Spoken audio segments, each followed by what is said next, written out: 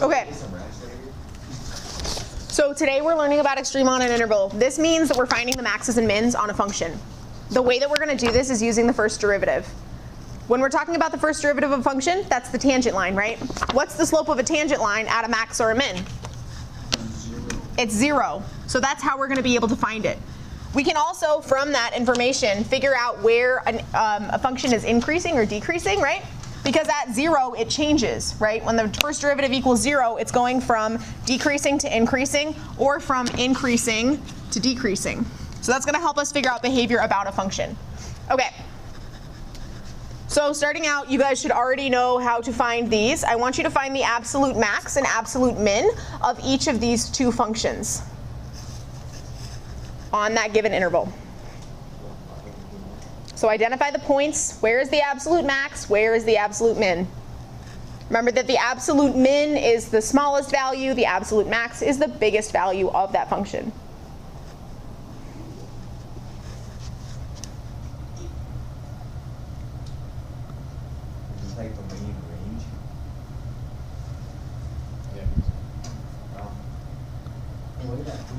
Using the y-axis, the x-axis. Look at that little cusp. Damn, that's a pointy cusp. That cusp is like bad. It's like sharp. It hurts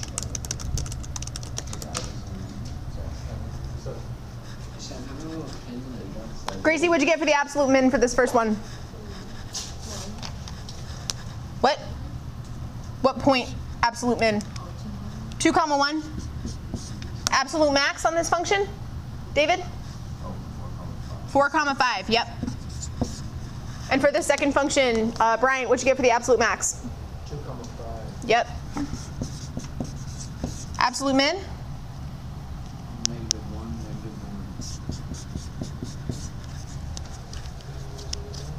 -1. Okay. Question for you. The absolute max in that second function, can we include that point? Why? Hollow point. Yeah, because it's a hole. It doesn't exist. So, if there's a hole there, what is the absolute max? There is one. There isn't one. Because we can get closer and closer and closer and closer and closer to it, and there's an infinite number of numbers that are close to being 5, right? Too confusing for me. Yeah. You cannot interpret it with that very much. So there is no absolute max for this function. This is like how it's going to be no minimum. Okay. Go ahead and look at the next two. Identify the absolute max and the absolute min. On this one, there's a cusp. Semantic break. Semantic break. Sam, what'd you find for the absolute max for the first function? Infinity, because it keeps going up. There is none, right? Okay, well, my bad. None.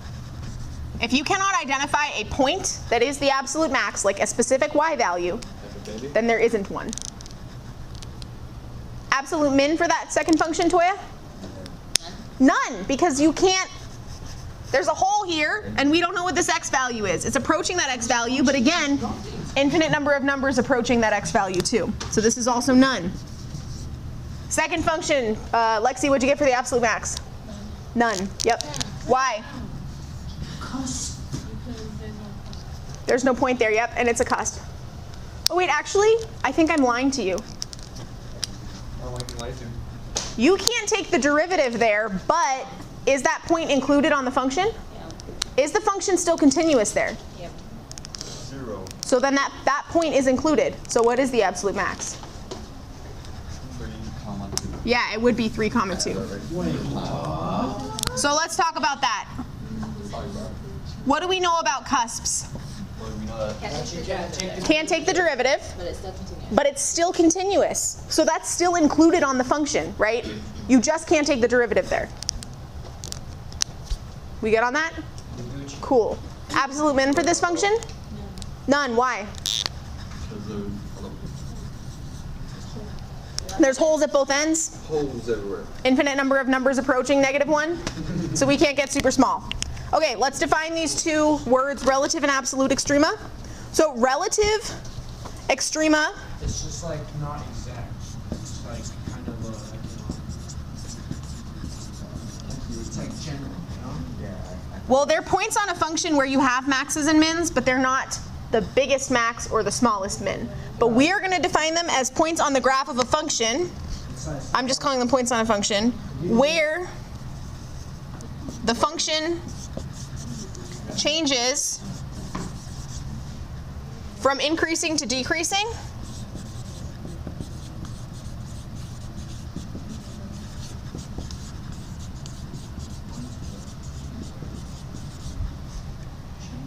And vice versa. So relative. Because remember, at relative extrema, those are still maxes and mins where the derivative, the slope of the tangent line, is going to be 0, right? And it's still where it changes from increasing to decreasing or from decreasing to increasing after, right? Absolute extrema are the highest and lowest points.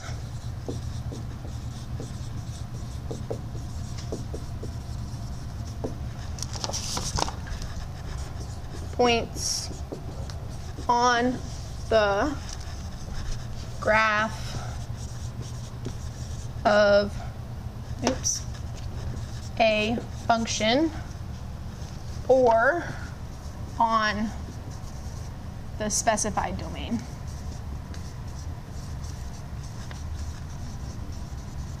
Okay, so sometimes you'll have an absolute max on a specific domain.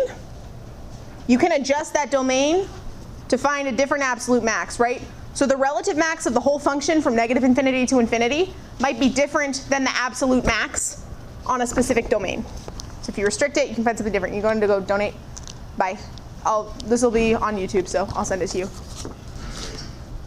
Come back when you're done. Mine was done in 6 minutes, so 6 minutes? yeah. So see if you can bleed as quickly as I can, David. How can you bleed that Because fast? my blood pressure's higher. Yeah, I'm why just not? really Why not? competitive. Yeah, it's because I lifted this morning. Were you Props. just like, She says she's swole. Are you? I am though. so Push this. Push out like a juice box. get out of here. Fucking Bob out. Really fast. Yeah, mine was really fast. She got a good vein. I don't know how, but like I was just squeezing, and she had that thing on here, and yeah, blood was just like coming out of my arm. Like it splashed a little bit when she like pulled the needle out. It was crazy. More like you. I'm gonna get 2 pints of the high on the blood. Yeah, off blood. Oh yeah, off blood. Okay, guys, refocus, refocus. Blood. Okay, let's look at these 2 graphs. Okay, I want you right now to find the relative extrema of this first function f of x and the absolute extrema. So we're going to answer these 2 questions about this graph of f of x. Don't move on to g of x yet. Remember, relative are the points where you have maxes and mins.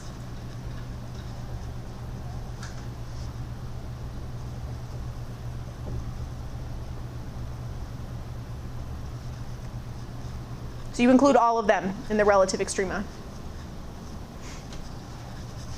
So we're going to have maxes and mins here.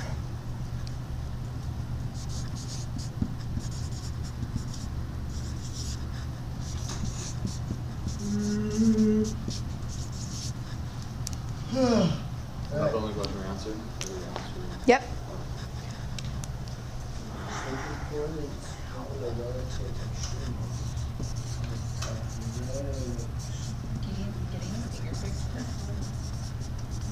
Yeah, a little bit. Gracie, what'd you get for the relative mins of f of x? I want the whole point. Okay, well, you got 1 comma negative 5 and? Negative 7 comma 0. Relative max, Sam, what'd you get? -4, 2. Yep. What's the absolute max, Bryant? Absolute max, there is none. Yeah, there is. Oh, wait, there isn't. You're right. Why? Because there isn't, it keeps going. It keeps going up infinitely in both directions, right? What's the absolute minimum value of this function, Latoya? Yep, 1 negative 5. All right, moving right along, let's look at this function g of x. And notice that this one is continuous on a closed interval because these points are filled in, they're solid, and it's all continuous in between here. One easy way to tell is, can I trace it with my finger without ever having to pick it up from the beginning of the function to the end of the function? And that is true, so it is continuous. So find the relative and the absolute extrema of the function.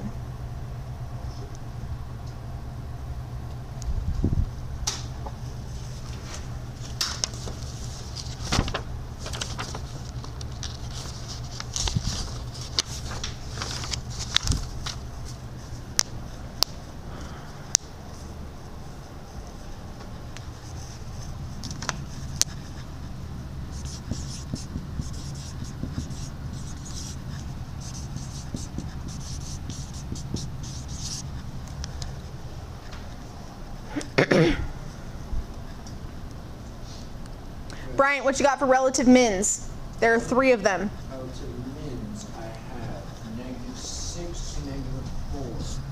Yep. -2, -2, and then 4, 3. Yep.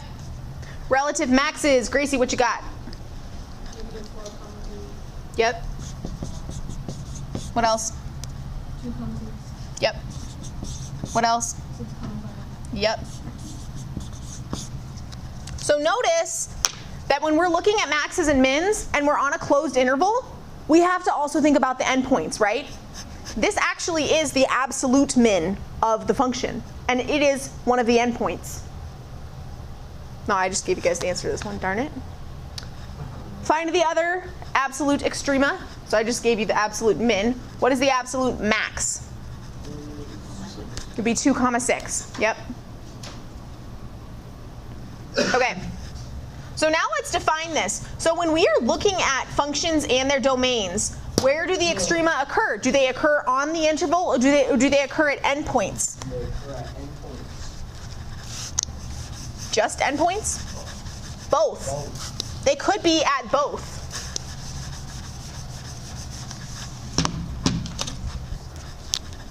Now I'm going to give you this official definition. So extrema can occur at both endpoints or on the intervals.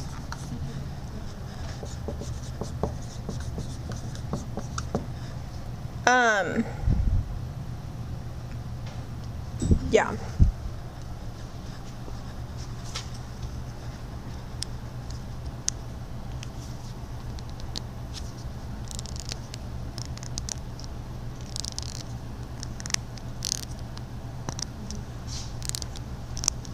And also, I think we should write this down. Absolute extremes can be relative extremes too.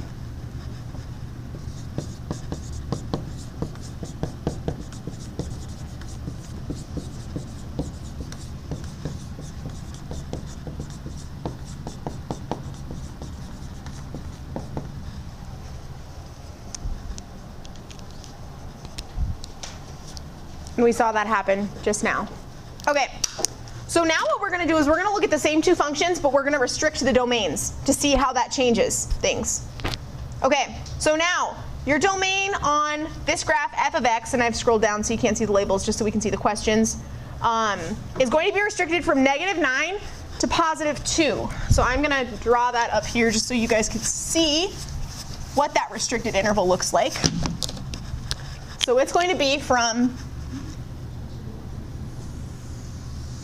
here to here. So just looking at that piece of the function now, what are the absolute extrema on that function? Absolute max is -9,6. Yep, -9,6 is the absolute max. Sam, can you give us the absolute min?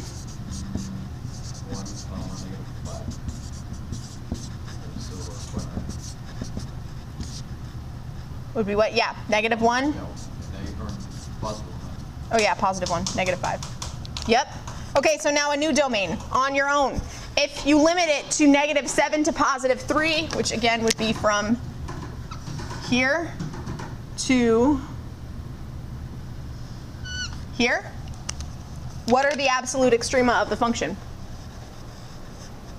On your own, write down the points.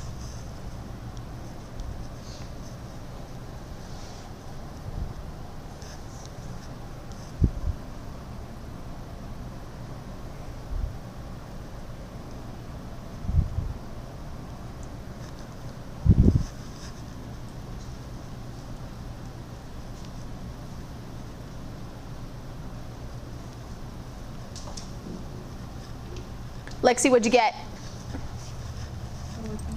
Absolute extrema from negative 7 to 3. Give me a max or a min.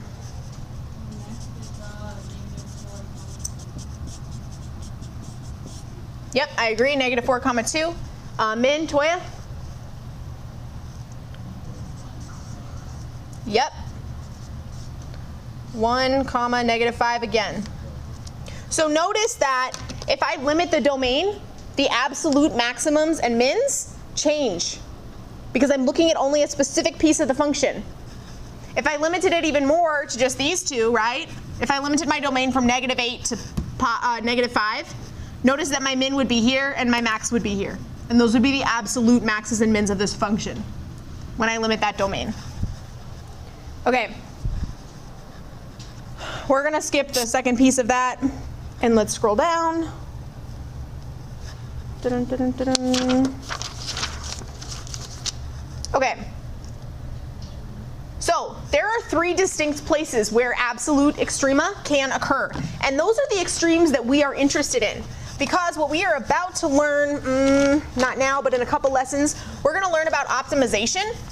You guys who had me last year, which is actually everybody in this room right now, remember when we were optimizing like the volume inside of a box or the area in a fence? What we're really looking for is the maxes and mins of a function, right? When is my volume maximized? When is my area maximized, right? What's up? Okay, go.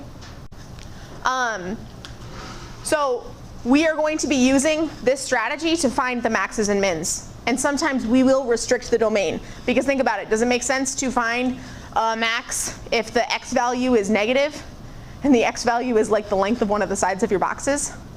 You can't have a negative length, right? So sometimes you are going to have to restrict the domain in order to determine which max and mins are the ones that you're really looking for in a situation, right? Okay, so there's 3 places where we can find absolute extrema. One of them is at the endpoint. So, absolute extrema can occur Inventory to the office. Inventory to the office. at an endpoint. They can occur where f prime of x equals 0, again, slope of the tangent line, and I'm going to write that.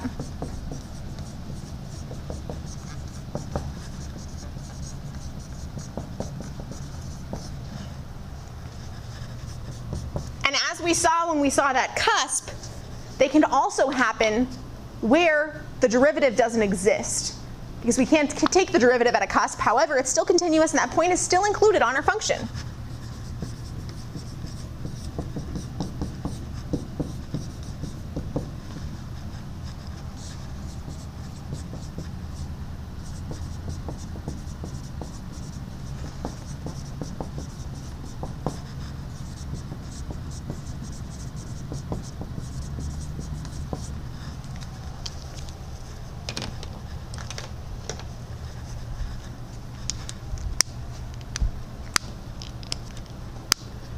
Okay, so finally, we need another vocabulary word to talk about all of these places where absolute extrema can occur. That is our goal by the end of this lesson, is that you guys can find absolute and relative extrema. So we need a word to talk about these kinds of places. Those endpoints, the places where the derivative is 0, the places where the derivative doesn't exist. We are going to call those critical numbers. Those are critical points. They're basically like the suspects that you have when you're looking at a function. Those are your main suspects for finding the absolute maxes and mins.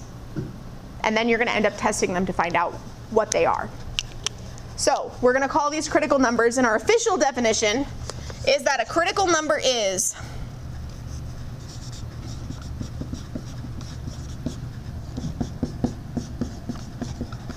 sometimes they're also called critical points, so I want you to say that they're number or point, is an x value of a function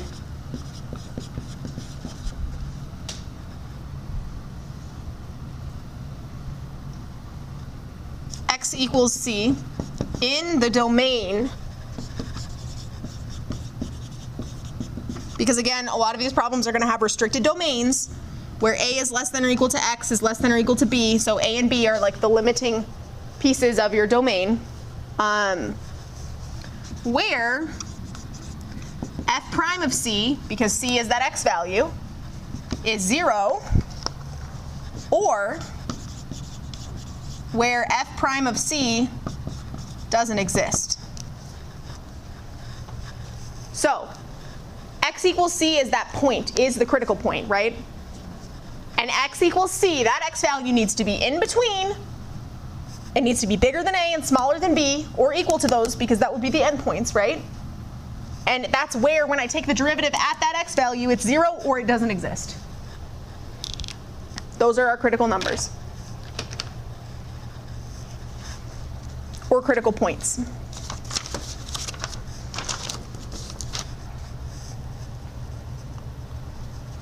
We good on the notes? Okay, let's keep going. Now we are going to learn the EBT. Okay, this is like the main thing for today. Yep. Yes.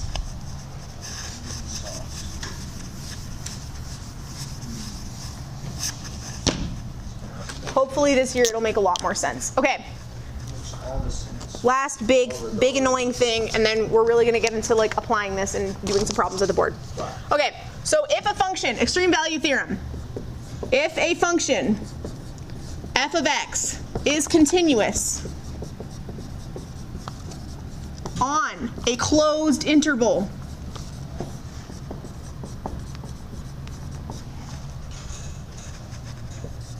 a comma b, brackets very important, brackets mean it's closed, then f of x has at least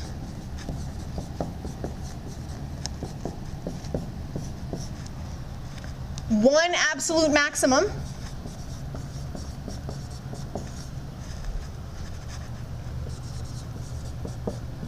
and one absolute minimum on that interval.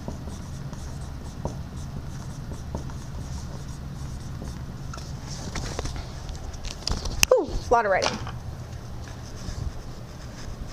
So, on the AP exam and on your homework tonight, you're going to be asked, does the extreme value theorem hold true for this specific function on this specific interval? If you see a discontinuity at all on that interval, automatically no, this does not apply. If you see on the interval you have open circles at the endpoints, automatically no, this does not apply because that's not a closed interval.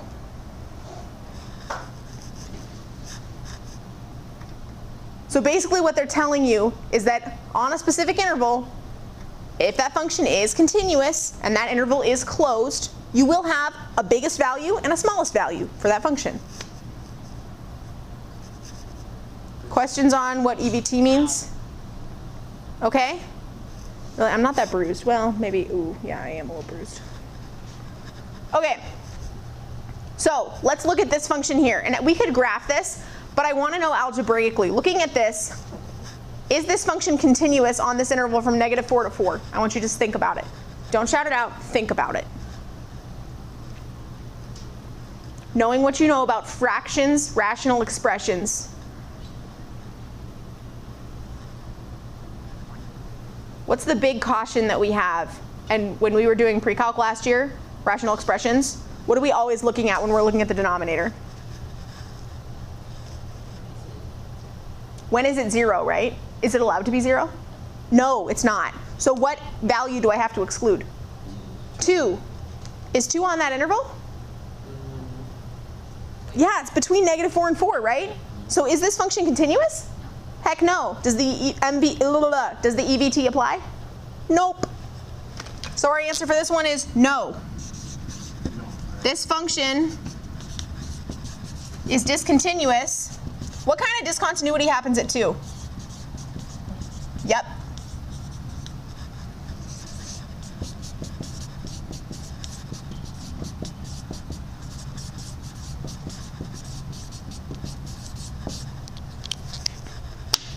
And that's all you need to say.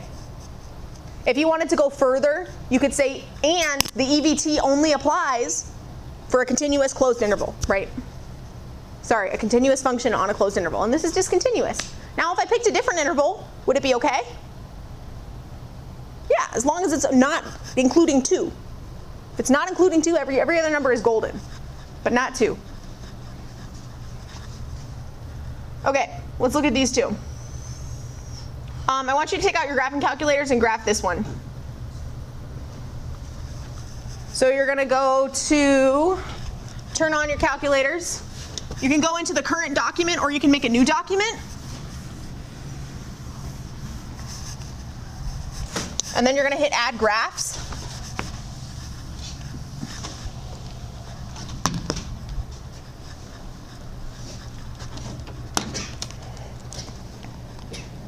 Bless you.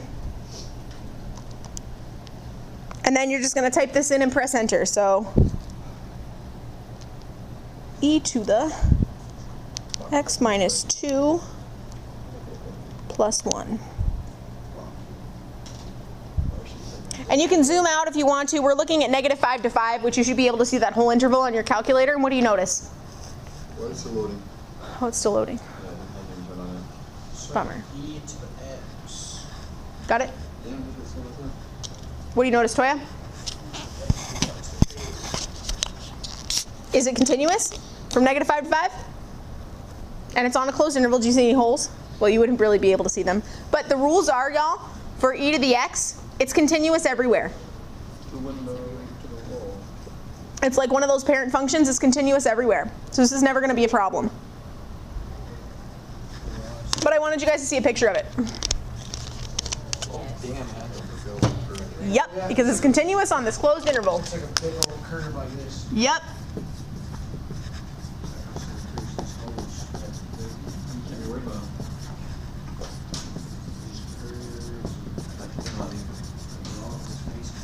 And for this function, notice that since it's exponential, the absolute maximum would be all the way at +5, because it just keeps growing. And its minimum, absolute minimum, would be the absolute smallest value. It would be at x equals -5.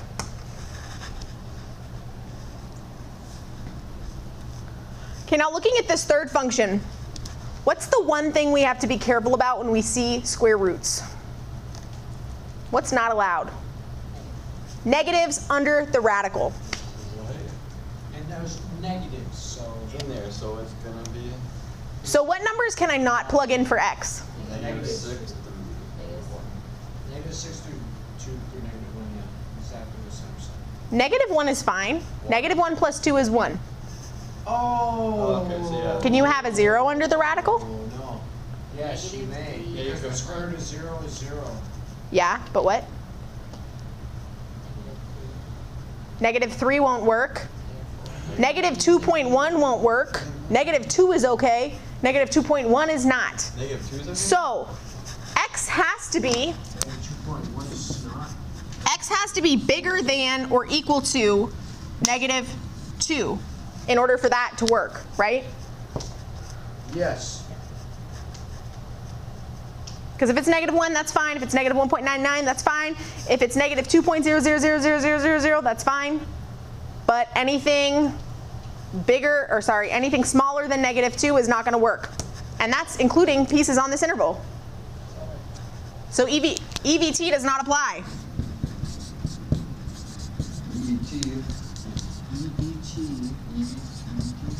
EBT does not apply either. What does not apply either? Why you have to use credit card? We'll trade it. Uncle Luther. Standing there. When x is less than or equal to, when x is less than -2. Wait. Did you watch? Not relevant right now. Ask me after the lesson. Let's keep going. Okay, so now what we're going to do is we are going to practice finding absolute maxes and mins, and we're going to develop this strategy called the candidate's test. So we're basically going to find out where are the places where I think that there could be a max or a min. And then we're going to test those places to see, okay, is there a max or a min here? And is it the absolute max or min? Okay.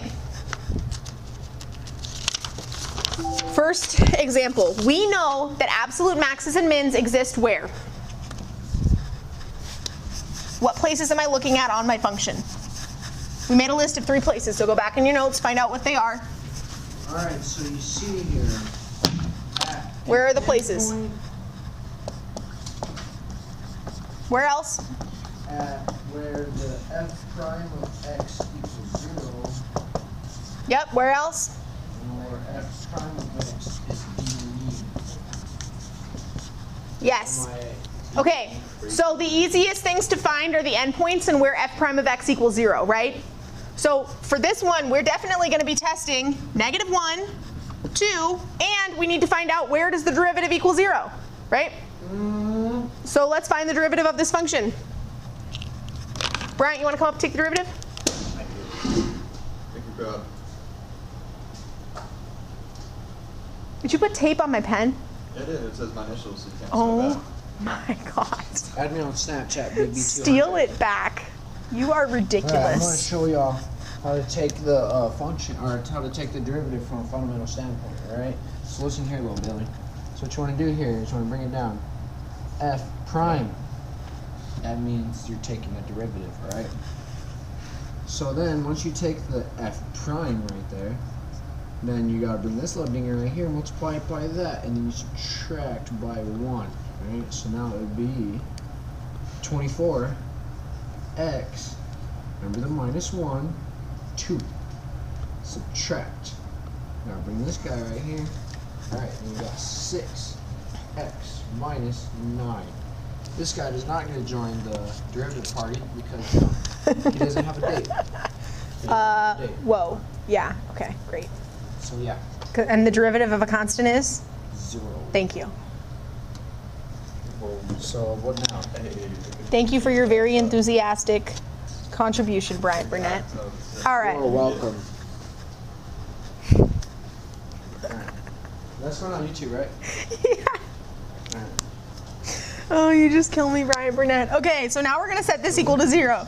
0 equals 24x squared minus 6x minus 9. What are the strategies I could use to find the roots of this? Because again, that's really what we're doing, right? We're finding the roots. What could I do? Add 9. Or you just have to say no strategies. No, don't do You that. just gotta give up. Provided the EBT. Alright, so right here. No. Hold on. Don't think about EBT right now. I'm finding the roots. What x values make this equal 0? Lexi, my algebra girl. What do? Do I have to just solve it? Shh, listen to Lexi. That's not going to help you. You have an x squared term, an x term, a constant. What do? You can factor it. If factoring doesn't work, what can you do? Starts with a Q. Quadratic formula. Boom, quadratic formula. I love the Hold on though. We can make this easier. We can make this into a diamond problem. What can I pull out of all these terms? 3. Yeah, a 3. So this becomes 8x squared minus 3x minus 2x. Minus 3, right? Yep. Okay, so now I think this becomes a diamond problem. It's just kind of a hard diamond problem. You gotta solve it. Do Ooh. the Krabby Patty formula. Nah, actually, let's do quadratic formula now with these easier coefficients. You really want to do it, Brian? Okay, come on. Get up there. Make me proud again. So last week on our episode, we taught you how to take the derivative. Now I'm going to teach you the quadratic formula. So pay attention. So this is A, this is B, this is C. Quadratic formula is, what is it again? X equals X equals B plus or minus. Plus. Or sorry, it's negative B. Negative B plus or minus The square root of B squared minus 4AC. B squared minus 4AC. All over 2A. 2A. Excellent. Here we go. We'll bring it over here. We're not doing this problem. Disregard that for now. So here we go. So alright, now we just got to plug in our values. X equals negative 2, which will end up Excellent work, Bryant.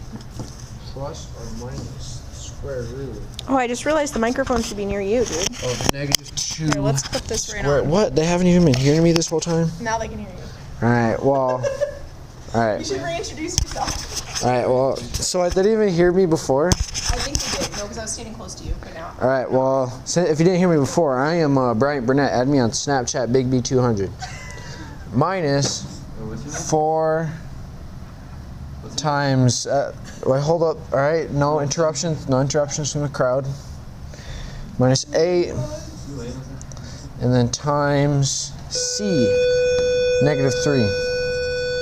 Once you do all that, you divide it by 2A, which is 16. Alright, now that we have all this here, now let's solve it. So negative 3 times this, that is negative 24 times negative 4. I'll do it for you. Boom, boom, negative 48, that's 96.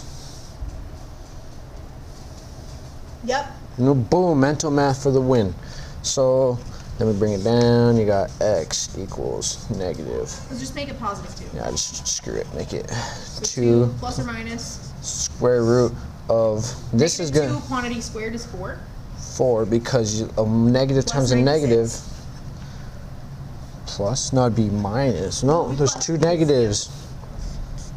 So that'll be 100, so then it'll just be 10 divided by 16. Now I see here, Billy. Now that we have this, we have 2 equations right here we got to do. So we're going to split it up, boom, boom.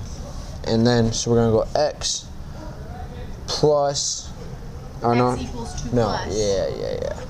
X equals 2 plus 10 10 over 16. over 16. And then this one, Or 2 minus. X equals 2 minus 10 divided by 16. Beautiful. So then once you do this, then this is going to be 12. 12 divided by 16. You can simplify that down. 12, 6, 16, 4, 1/4, right? Yep. Alright, so then this one will end up being X equals 1/4. This one will be 2 Wait, minus Brian, are you sure it's 1/4? I think it's 3/4. 3/4. Yeah. Because if you're dividing the top and the bottom, Yeah, you yeah. get 3/4. Yeah. So it'll be 3/4. 3/4 is one of your roots, and the other one would be negative 8 over 16, which is negative 1/2. Equals negative 1/2. Beautiful. Thank you, Brian. You're welcome. Okay, so now what we just found 2 candidates, right? Take your thing. Thank you. We just found 2 places where the derivative is 0. Can you shut my door, please, Bryant? Thank you. We just found 2 places where f prime of x is 0. So now we are going to test this. So we're going to make a table here. We have 4 values we need to test. We need to test negative 1, negative 1/2. I know. We need to test 3/4, and we need to test 2. Oh, that's okay. Use the back of your paper or grab a Post-it from my desk. Post all mine actually. Yep. I'm sorry, they're all. Which color are you interested in? Red, yellow. No red.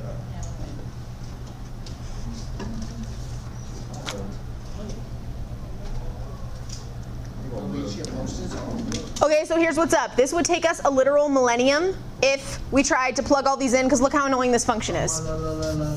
We're not doing that, so get out your calculators. We're going to take advantage of our TI Inspires that are so very smart and do all the work for us. Inspire us to do more. So you're going to go into your current graph. Our current graph. That's red. Oh, man. I remember color mine. That's red. Is everyone at their current graph right now? So do we plug in that function? What you're going to do, listen carefully. Hit Control, hit plus page, and that's going to take you to a brand new page in your same document. You're going to scroll down to add graphs, hit enter, and you're going to type in this function for f5 of x, or whatever function you're on. So you have 8x to the third minus 3x oops. Oh no. Yeah, David's definitely not bleeding as fast as I did, so he loses.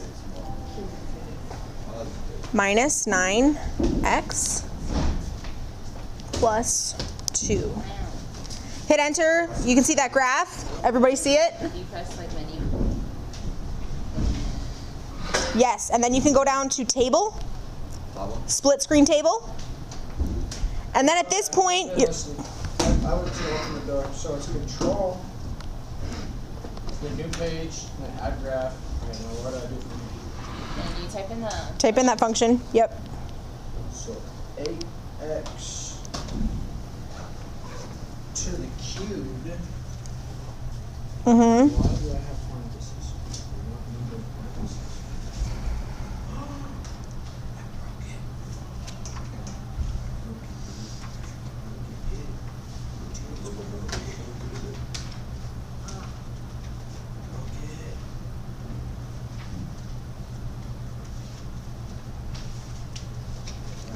Once you have it graphed, you're going to hit menu. You're going to scroll down to table, and you're going to choose split screen table. Everyone has a split screen table and the graph? Yes. Did you edit the table settings to get the independent to ask for input? And then just type in these numbers and you'll get outputs for you. So -1, you should get 0. -1/2, 4.75. 3/4, you should get -3.06 something. And then 2, you get a huge number. Oh wait, no, that's 25. Whoops, 36. So, our absolute min is where?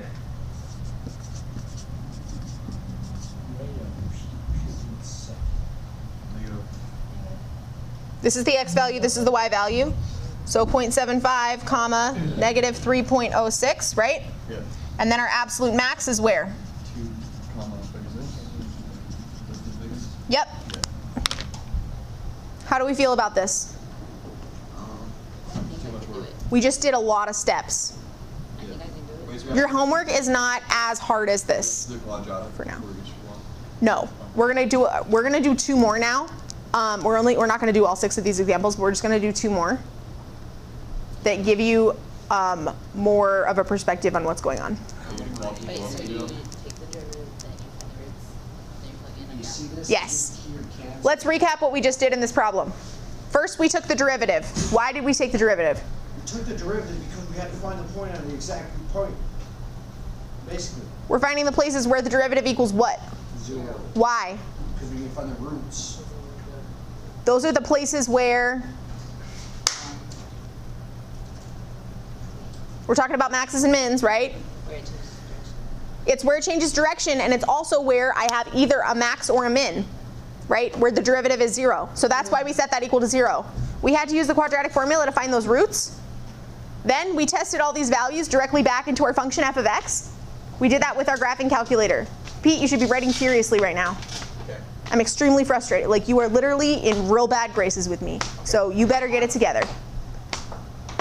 Just, I'm like a couple days away from going to administration about this. So, yeah. I gotta give blood in like 5 minutes though. Alright.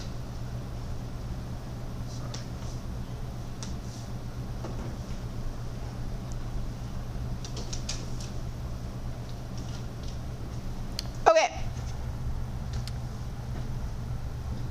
Let's move on. We're going to do I want us to do one with trigonometry functions because I feel like everyone gets scared of those even though they're actually just like everything else. I get scared of them, so I feel like we should do them. So we're going to do B, and then we're going to do E and F. And E is going to be really short, and F is not going to be very long either, okay? So we're going to do B and E and F. So you guys can use C and D to like write stuff down if you want to. D is actually a really great practice problem. But I'm going to erase right now. Do you want to take a picture of the board before I erase this, Pete? I'll just get it off. Right. Okay, I also have the video. I'll upload it later. That's a great video watching. Yeah, Brian's giving some shout outs about his Snapchat. Yeah. What was your Snapchat name? Big B200. Okay, let's do part B. What's the first thing I need to do? Right, so right here, the first thing I do is you Derivative. And what do I do with it? gotta set it equal to 0. Set it equal to 0. Yep. What is the derivative of this function? 1. Minus negative. What's the derivative of sine? Cosine. And this is just a constant. That's gone. So it's just 2. You leave the constant with it. Just take the derivative of the important thing. Yep. That's it. Set this equal to 0. So really, let's add this over to this side, right? 2 cosine of x equals 1. Cosine of x equals 1/2. Where does that happen? The cosine of x is 1/2 at pi over 3 and 5 pi over 3. So you could also rewrite this. You could use the inverse cosine function on your calculator to find out the angle whose cosine is 1/2, right? So x equals pi over 3 or 5 pi over 3. So now we have 2 candidates here. What are our other 2 candidates in this? 0 and Why? because they're like Endpoints, right? So Toya says 0 and 2 pi are the other 2 ones. We must consider those because they are endpoints. Alicia, you should be working on something, my dear. Unless this is your lunch. Is this your lunch? Okay. Then you should be working. Huh? Everything? Did you go see Miss L and get more work from her? Yeah? So you have more work to do? Look, Robertson said he gave you another grade sheet too. Okay, so let's make our table and then let's test these points. So we've got 0, pi over 3, 5 pi over 3, and 2 pi. Once again, let's type this into our calculator and then have our calculator evaluate it. Make sure that you are typing in g of x, not the derivative.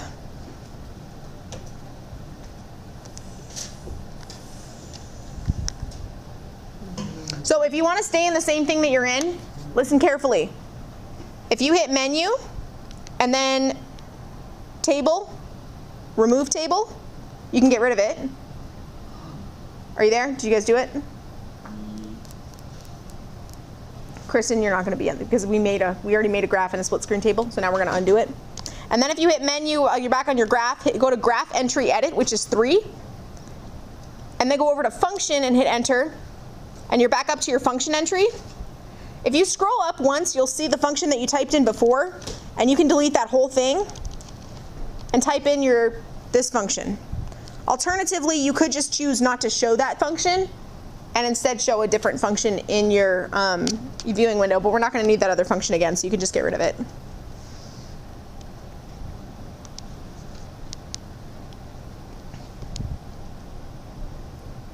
So I've typed in x minus 2 sine of x. Ooh, it's pretty.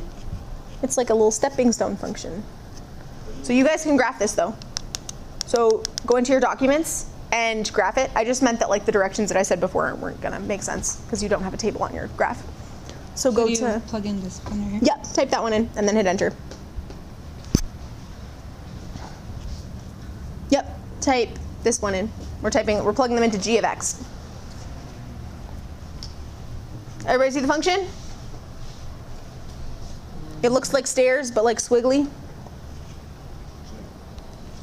And so now, once you have that graphed, you can hit menu, scroll down to 7, which is table, split screen table, hit enter.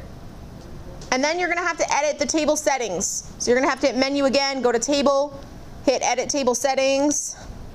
And then you're going to make the dependent or independent variable, you're going to set it to ask so that you can type in what you want for the independent variable. And then you can type in 0 and all your other values.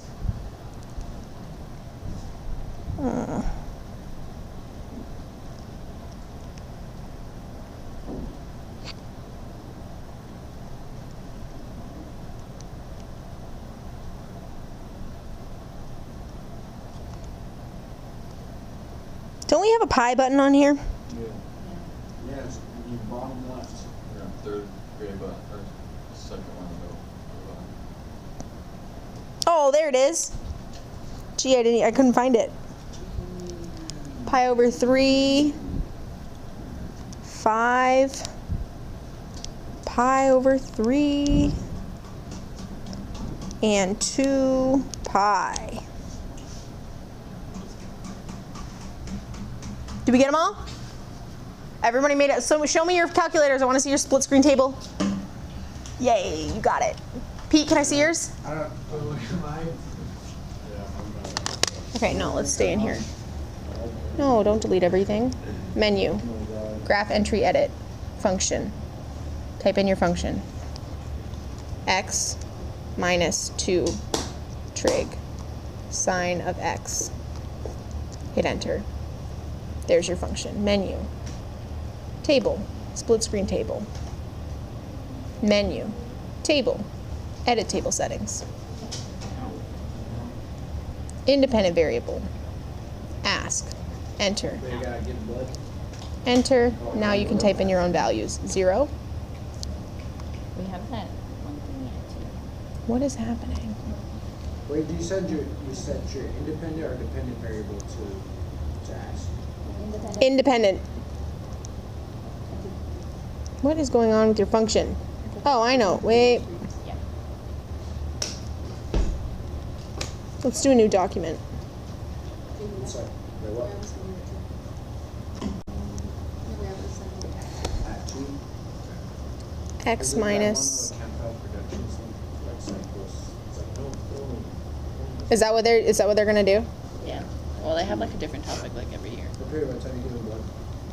Okay. Table, split screen table. Menu, table. This works now. You needed to start a new document because your other one was messed up. Okay. Now. She can't tell then I'm telling you, girl, eat more beans and veggies. My iron was a 15.1. It was so good. She was like, wow, it's so good. I was like, thank you so much. Why, what is yours? I've been eating well for exactly this moment. What is yours? My iron? Yeah. 15.1. Mine's a 14. That's still pretty good. Mine used I to mean, be it's really, it's really pretty good, Toya, but like my iron is better than yours. No, I'm just kidding. Yeah. I'm not vegan. I was vegetarian. All right, what's the absolute min on this function? Wait, what's the difference between vegan and vegetarian? Is there a difference? So Miss, Yes, when I find vegans don't it, eat any animal products. When I find Like, it, so then I'm they like, don't hit her eat- up. Her iron level's 15.4. Yeah, no, 15.1, Brian. 15.1. One. Well, I don't want to. Yeah, Mine's oversell. 15. mine's pretty 15.1. I good don't for want like to oversell never you. eating like You know, 15.4. vegetables. Yeah, don't oversell me, Brian. What? Mine's pretty good for like never eating vegetables. Like, her iron level's Girl, you need to start eating vegetables. Okay, back to calculus. 0 to 2 pi. What's the minimum? What's the absolute minimum on this interval? What's the smallest number in your table right now? 0. I disagree. Negative 0.8. On this interval. Yep, and that's pi over 3, right? It's not actually pi over 3, but basically it's the y value at pi over 3. Yeah. And then what's the maximum? 5 pi over 3, and that y value is 6.968. So your maximum, absolute max, is at pi over 3, or sorry, 5 pi over 3. 6.968. Absolute min is at pi over 3, comma, negative 0.68. So you are staying after? Tonight, Or you got hot river? I'll be here. I'll be here until at least 4. Why are you trying to stay out? Why don't you stay till 4 and then go work out? Well, I'm gonna give blood, so I'd rather like lift after I give blood. No, you won't. You're not supposed to. I do it anyway, but you're not supposed to. Yeah, I do it. Or I guess I can do I'm setting an excellent example. that. I'm supposed to be maxing out on squats tonight too, so. Good luck. All right, let's do E and F real quick, and then we'll be done. I don't know, I'm just gonna pass out. Okay, y'all, E and F. Looking at this function, let's start with F. Take the derivative. That's the first thing we need to do. Let's rewrite this. H of x is really this whole thing, x minus 2. What the heck, Miss O? What are you doing? To the 1/2. No, Or to the 1/3. to the 2/3. To the 2/3. Yep. What did I say? And it's the, yeah. So H prime of x is going to be 2/3 times this. What's 2/3 take away 1? It's minus 2/3. No. 2/3 take away 3/3. What are you? Negative 1/3. Negative 1/3. Negative 1/3. Negative 1/3. So then if I rewrite this again, this is really 2 over 3 times the cube root of x minus 2. I don't need to use the chain rule because the derivative of this is just 1. Okay, so now where does this equal 0? Well, I can multiply both sides by 3/2, right? And then I get 0 equals 1 over the cube root of x minus 2. That's your root. So my question for you, where does this not exist? Hint, you can't take the cube root of 0. So 0 is where it counts. What about negative So numbers? it's 2. Why is it 2, Brian? Why not 0? Because when you plug in 2, it's gonna be 0. Yeah, when you plug in 2, it doesn't exist, right? So h prime of x dne at x equals 2. So that's her root. You found it. Now we gotta put it in the soil. Put water on it. Give it sunlight. And guess what? There's nowhere else that's going to equal 0.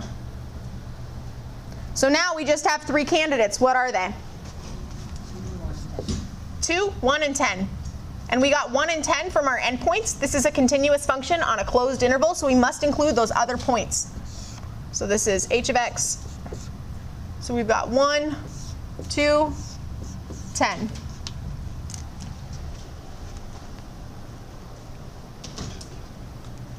And this one actually, maybe you can just plug in. 1 minus 2 is negative 1 squared is 1. Cube root of that is 1. 2 minus 2 is 0. 0 squared is 0. The cube root of 0, I think you can't take that, right? But the answer is 0. I think it's because, it's because it's in the denominator. Duh. You can't take the cube root of 0. I'm lying. I knew that was wrong. It's because it's in the denominator. Can't have a 0 in the denominator. Oh my god. Okay, and then when you plug in 10, 10 minus 2 is 8. 8 squared is 64. Cube root of 64 is? 24. 4? Sure about that? Cube root of 64? Is it 4? Are you sure about that? 4 times 4 is 16. 16 times 4 is 64. Is it? Yeah. See, it's moments like these that I wish this wasn't going on YouTube because people are like, wow, what a terrible math teacher. Which is almost funny, but then it's not. It's alright. Hit her up. Her iron level's 15.1. What's that mean? Is that good or bad? It's really good. She told me it was really good. She was impressed. Because you can be taking bites of iron. No. Nah, you just get it. Also, I got a cast iron skillet that does increase your iron intake because Skillet? I cook in it. Whipping up the skillet? And the skillet. That skillet? Oh no, this isn't 64, it's 4. Duh. Okay, so the absolute max here is at 10, 4. Skillet? Silly Billy? Where's the absolute min, Sam Grimshaw? Absolute min? I don't know. I haven't here for this question. We got me 1,1. I disagree. 2, 0. Why? What is Because that? it's 0 and 0 is lower than 1. Yeah, 0 is the smallest y value. Okie doke. Lastly, please graph this. Hey, what time is that one thing? Let me hack it. 2? Let me bypass the trigonometric Oh, functions. just dip out before that. Graph this function. The ln of x squared minus 9. Oh, ln is it's the second and then e to the x. Sam, graph this function. New document. So I'm gonna get you Xbox One for Christmas so we can play and play. Okay, Brian. Graph this function. Wait, which function am I graphing? Graph this function. E. E? Oh, okay. It's in your notes too. So the ln of x squared minus What'd you get? What do you see? What's happening? Okay, what about zooming out? Can you see more?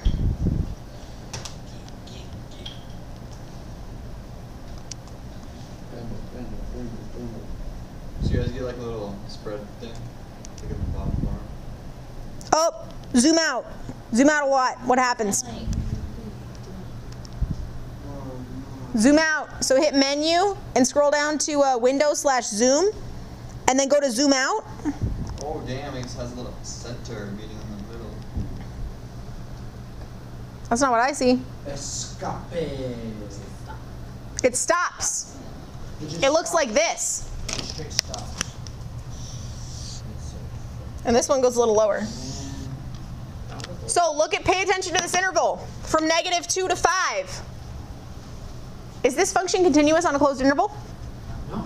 So can we find an absolute max and min on this interval? No, we cannot. Nope. The It's not continuous. EVT does not apply because this is discontinuous.